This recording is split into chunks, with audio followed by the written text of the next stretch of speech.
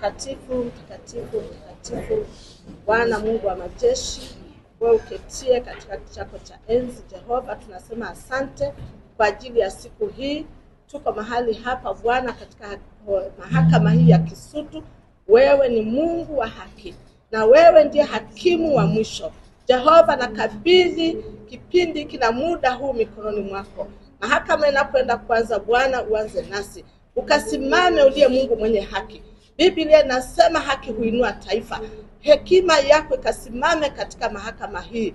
Peke yako mtakatifu, ukatawale fahamu za watu wako, ukatawale mioyo ya watu wako. Haki kasimame, kwa kuwa haki pekee huinua taifa, bali kinyume na hayo ni udhaifu na ni aibu kwa taifa. Kwa jina la Yesu nakabidhi mahakama yote. Hakimu mtumishi wako atasimama mahali hapa kama wakili wa haki katika taifa. Jehova, mtumie sawa sana mapenzi yako. Mawakili wote na wakabidhi mikononi mwako. Ukatawale Bwana, ukajidhihirisha kwamba pekee haki inaweza kulinua taifa letu.